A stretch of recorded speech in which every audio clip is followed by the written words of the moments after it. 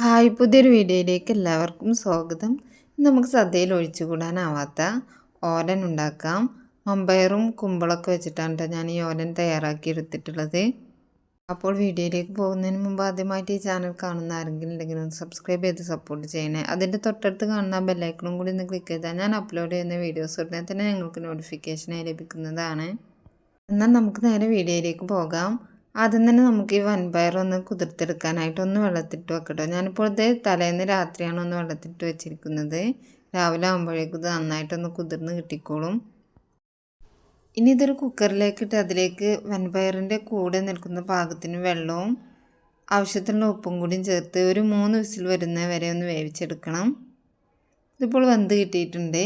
ഇനി ഇതിലെ വൻപയർ മാത്രം ഒരു പാത്രത്തിലേക്ക് മാറ്റി വെള്ളം നമുക്ക് മാറ്റി വെക്കാം.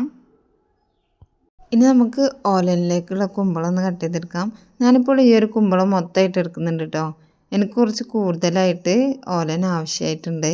അപ്പോൾ ഞാൻ ഈ ഒരു കുമ്പളം മൊത്തമായിട്ട് എടുത്തിട്ടാണ് ഓലൻ ഉണ്ടാക്കിയെടുക്കുന്നത്.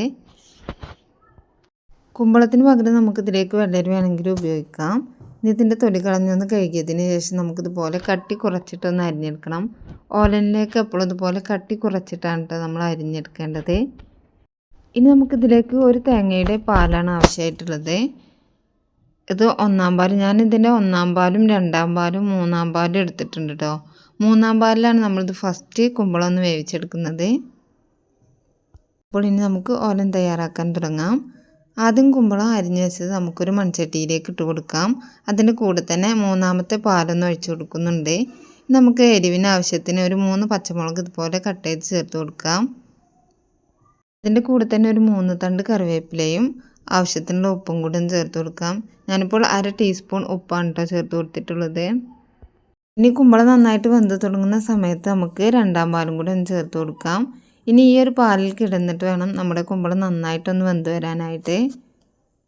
2-ാം പാലും ചേർത്ത് കൊടുത്ത് നന്നായിട്ടൊന്ന് മിക്സ് ചെയ്ത ശേഷം നമുക്കിതൊന്ന് അടച്ചു വെച്ച് വേവിച്ചെടുക്കാം. ഏകദേശം ഒരു 4-5 മിനിറ്റോളം ഇതുപോലെ ഇങ്ങനെ തിളച്ച് വരുമ്പോഴേക്കും നമ്മുടെ കുമ്പളം നന്നായിട്ട് വെന്ത് വരും. ഈ ഒരു സമയത്തിലേക്ക് നേരത്തെ വേവിച്ച് മാറ്റി വെച്ചിരിക്കുന്ന വൻപയറും കൂടെ ഒന്ന് ചേർത്ത് കൊടുക്കാം. വൻപയറും ചേർത്ത് നന്നായിട്ടൊന്ന് മിക്സ് ചെയ്ത് യോജിപ്പിച്ചതിന് ശേഷം നമുക്ക് വൻപയറും കുമ്പളൊക്കെ ഇതുപോലെ ഒന്ന് ചെറുതായിട്ടൊന്ന് ഉടച്ചു കൊടുക്കാം. അപ്പോൾ നമ്മുടെ കറിക്ക് നല്ലൊരു കട്ടി കിട്ടിക്കോളും. ഇനി ഇതുപോലെ ഒന്ന് 2-3 മിനിറ്റ് ഒന്ന് തിളപ്പിച്ചതിന് ശേഷം നമുക്ക് ലോ ഫ്ലെയിമിലേക്ക് മാറ്റി 1-ാം പാൽ ചേർത്ത് കൊടുക്കാം. 1-ാം പാൽ ചേർത്ത് നമുക്ക് ഉടനെ തന്നെ ഫ്ലെയിം ഓഫാക്കണം. പിന്നീട് ഇത് തിളപ്പിക്കാനായിട്ട് നിൽക്കരുത് കേട്ടോ. ഇനി അതിൻ്റെ കൂടെ തന്നെ 2 തണ്ട് കറിവേപ്പില ഇതുപോലെ കൈവച്ചിട്ട് ഒന്ന് ഞെരടി ഇതിലേക്ക് ഇട്ട് കൊടുക്കാം. അതിൻ്റെ കൂടെ തന്നെ ഒരു 1.5 ടേബിൾ സ്പൂൺ വെളിച്ചെണ്ണ കൂടി ഇതിലേക്ക് ചേർത്ത് കൊടുക്കുന്നുണ്ട്. കറിവേപ്പിലയും വെളിച്ചെണ്ണയും ചേർത്ത് കൊടുത്ത് നമുക്കിനിത് ഇതുപോലെ തന്നെ ഒരു 10 മിനിറ്റോളം ഒന്ന് അടച്ചു വെക്കാം കേട്ടോ. അങ്ങനെ ഒരു 10 മിനിറ്റിന് ശേഷം നമ്മുടെ ഓലൻ ഇതാ നല്ല സൂപ്പറായിട്ട് സെറ്റായിട്ട് വന്നിട്ടുണ്ട് കേട്ടോ. ഇതിപ്പോൾ ഇങ്ങനെ നല്ല തിക്കായിട്ടാണ് ഇരിക്കുന്നത്. നല്ല ടേസ്റ്റ് ഉണ്ടായിട്ടുണ്ട് കഴിക്കാനായിട്ട്. ഇതിന് മുൻപ് ഞാൻ നമുക്ക് ഒരുപാട് യൂസ്ഫുൾ ആവുന്ന കിച്ചൺ ടിപ്സിൻ്റെ വീഡിയോസൊക്കെ അപ്ലോഡ് ചെയ്തിട്ടുണ്ട്. അതൊക്കെ കാണാത്ത ആരെങ്കിലും ഉണ്ടെങ്കിൽ ഒന്ന് പോയി കണ്ടു നോക്കണേ.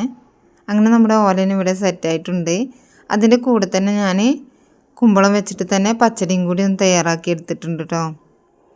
ഇന്ന് നമ്മൾ അയൽവാസികളെല്ലാവരും കൂടിയിട്ട് ഒരു സദ്യ പ്ലാൻ ഇട്ടിരുന്നു. അപ്പോൾ ഓരോരുത്തരും ഓരോ ഫുഡ് കുക്ക് ചെയ്തിട്ട് വരാനായിട്ടാണ് പറഞ്ഞത്. അപ്പോൾ ഞാൻ അതിലേക്ക് വേണ്ടിയിട്ട് ഓലനും പച്ചടിയാണ് ഉണ്ടാക്കിയെടുത്തിട്ടുള്ളത്.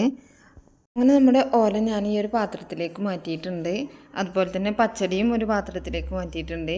ഇനി നമുക്കിത് അടച്ചു വെച്ച് സേഫാക്കിയിട്ട് നമുക്ക് നമ്മുടെ പരിപാടി നടക്കുന്നിടത്തേക്ക് പോവാം. ഓരോരുത്തർക്കും ഓരോ ഫുഡായിരുന്നു കേട്ടോ ഉണ്ടാക്കാനായിട്ടുണ്ടായിരുന്നത്. അതിൽ എനിക്കുണ്ടായിരുന്നത് ഓലനായിരുന്നു.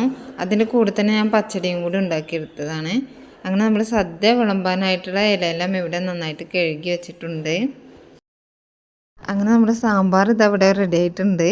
അതുപോലെ തന്നെ ഓരോരുത്തരും കൊണ്ടുവന്ന ഫുഡ് ഞാൻ കാണിക്കാം. സദ്യയിലേക്ക് വേണ്ട എല്ലാ ഫുഡും ഓരോരുത്തരും നല്ല അടിപൊളിയായിട്ടാണ് ഉണ്ടാക്കിയെടുക്കുന്നത്. എല്ലാത്തിനും നല്ല ടേസ്റ്റ് ഉണ്ടായിട്ടോ കഴിക്കാനായിട്ട്.